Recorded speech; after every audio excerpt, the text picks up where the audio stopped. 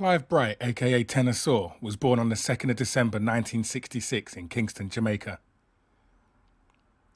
As a youngster, he sang in the local church choir and had dreams of being a performer and recording artist. When he was 18 years old, he began approaching the many producers in Kingston. At first, he couldn't convince any of them to record him. Eventually, he met George Fang, a former party operative for Michael Manley's PNP turned record producer. He decided to give him a chance. He recorded and released his debut single, Roll Call, on George Fang's Powerhouse label, much to the surprise of his mother, who had no idea he was even pursuing a music career.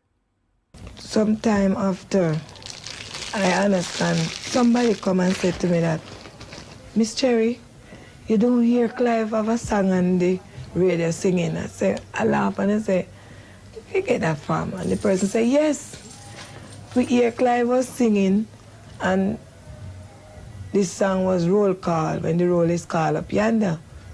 And then it was like a day after I hear the song myself on the radio and I couldn't believe it. You know, I began to laugh in my heart and say, what? You mean to tell me this was his plan I did not know?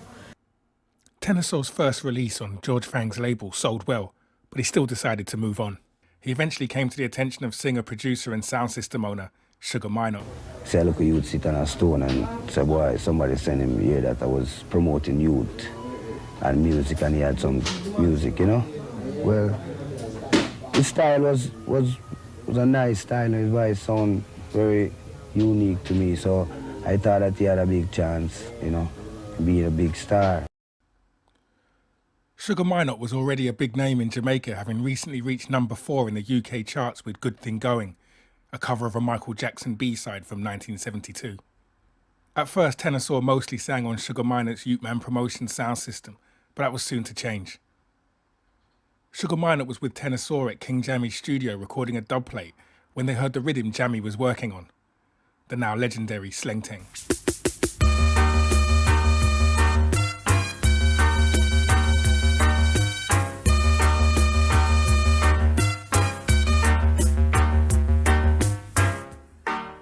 After recording a few versions on the rhythm himself, Sugar Minot asked Tenor Saw if he had any ideas for the instrumental.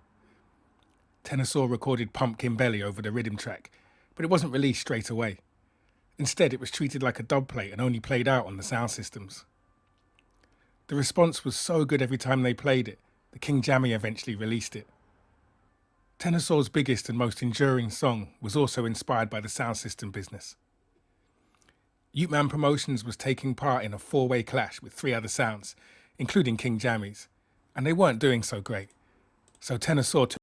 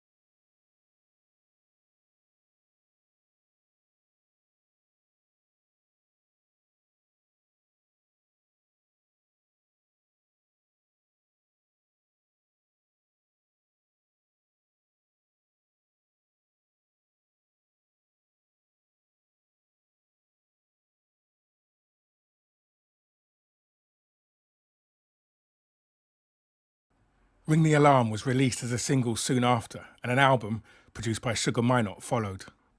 The success of his records brought him money and fame, but he never forgot what it was like to go without. Whenever he comes in, you see a lot of crowd out the gate there. All the men them from over the year, them hear that him was here. You could see them coming in sometime in car, him getting no sleep. And he would take him last cent out his pocket to give to everyone. Sometimes I have to say to him, Clive, no matter what you have, you know, and you do it like this, you go and finish, you can't give to everybody. Him say, Mommy, why, Mommy? We know what was sufferation, you know.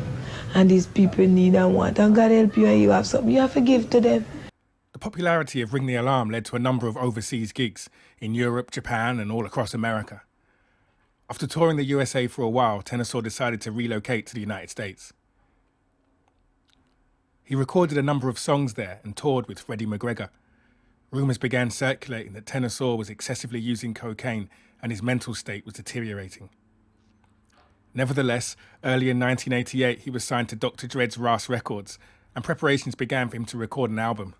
Respected backing band The Roots Radics were booked for the sessions at Lion and Fox Studios in Washington, D.C.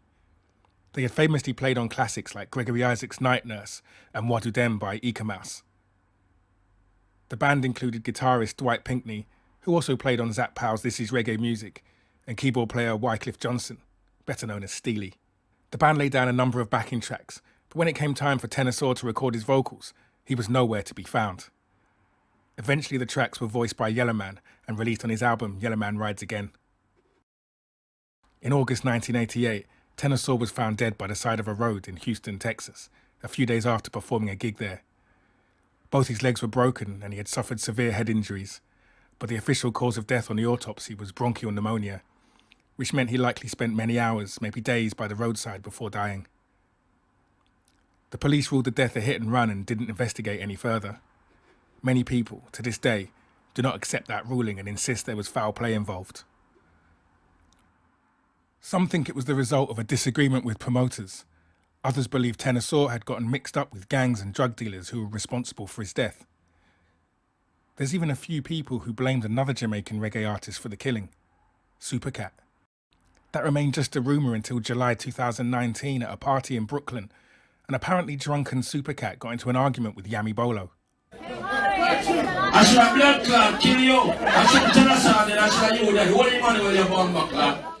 The video quickly spread around the worldwide reggae community and reignited the rumours of Supercat's involvement. Supercat was never investigated at the time. Instead, Tenor Saw's friend Glenn Holness, better known as rising reggae star Nitty Gritty, was suspected. Oddly, Jamaican newspaper The Gleaner reported in October 1988 that Tenor Saw had been shot in New York after an argument. That report proved to be a little prophetic. 3 years later, in June 1991, Nitty Gritty was shot and killed outside a record store in New York. It's rumoured that Nitty Gritty accused Supercat of killing Tenor Saw, and the altercation ended with Nitty Gritty being killed.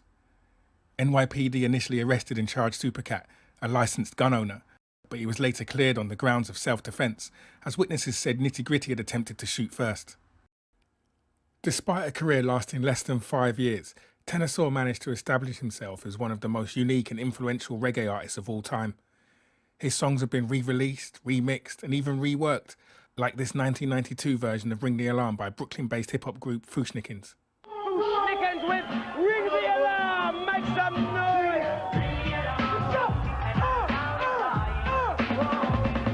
Ring the alarm, I don't want to take on you, I'm about to rip this song. When the mic is gripped, my lyrics is spit up like bombs and big hip. Ring the Alarm is a bona fide reggae classic, a soundclash anthem that will tear up any dance, even now. The lyrics also echo the tragedy of a life taken too soon. Goodbye, all my friends. I love you all to my heart and soul.